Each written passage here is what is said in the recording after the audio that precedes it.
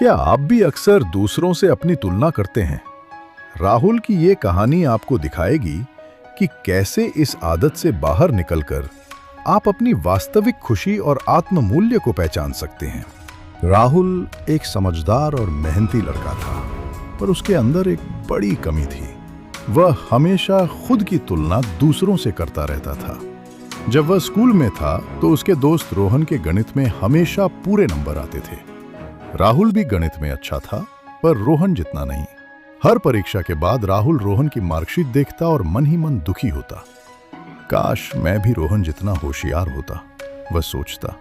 College जाने पर राहुल ने देखा कि उसके दोस्त अमित के पास महंगी बाइक है और वह हमेशा ब्रांडेड कपड़े पहनता है। राहुल के पिताजी एक सामान्य नौकरी करते थे, इसलिए राहुल को इन सब चीजों की सुविधा नहीं थी। वह खुद को अमित से कमतर समझने लगा। वह अक्सर अपने पुराने फोन और साधारण कपड़ों को देखकर आहें भरता। यह तुलना की आदत उसके हर रिश्ते और हर काम पर हावी थी।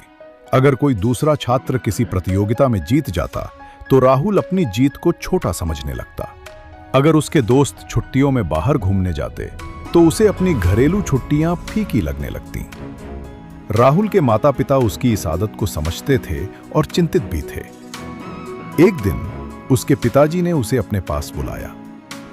राहुल, उन्होंने प्यार से कहा, तुम हमेशा दूसरों की सफलता, संपत्ति या प्रतिभा को देखकर खुद को क्यों दुखी करते हो?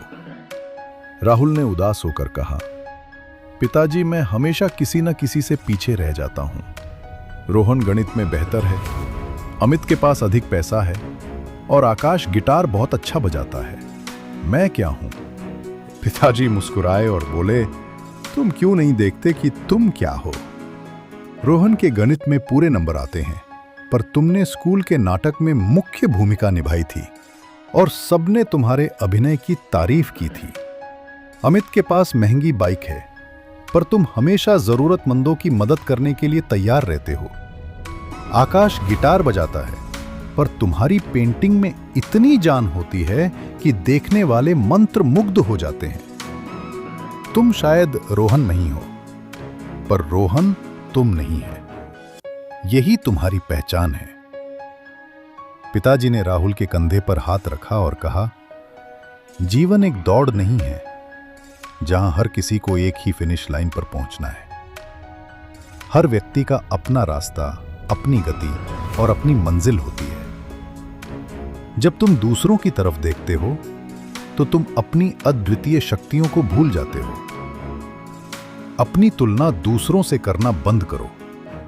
अपनी तुलना सिर्फ अपने कल के खुद से करो। देखो कि तुमने कल से आज तक क्या सीखा और कितना सुधार किया। पिताजी की बात राहुल के दिल को छू गई। उसने पहली बार गहराई से सोचा कि वो दूसरों के बेहतर गुणों पर ध्यान दे रहा था और अपने विशेष गुणों को नजरअंदाज कर रहा था। उस दिन के बाद राहुल ने अपनी सोच को बदलने का फैसला किया। उसने रोहन की गणित की किताब की बजाय अपनी पेंटिंग ब्रश उठाई। उसने अमित की बाइक की बजाय अपने छोटे मोटे दान के कामों पर गर्व करना शुरू किया। जब भी तुलना का विचार आता, वो खुद को याद दिलाता, मैं अद्वितीय हूं। धीरे धीरे राहुल ने अपनी कला में निपुणता हासिल की और अपने दयालु स्वभाव के कारण लोगों के बीच लोकप्रिय हुआ। उसकी तुलना की आदत छूटी और उसके मन का बोझ हल्का हो गया। उसने महसूस किया कि सच्ची खुशी दूसरों जैसा बनने में नहीं, बल्कि खुद जैसा होने में है।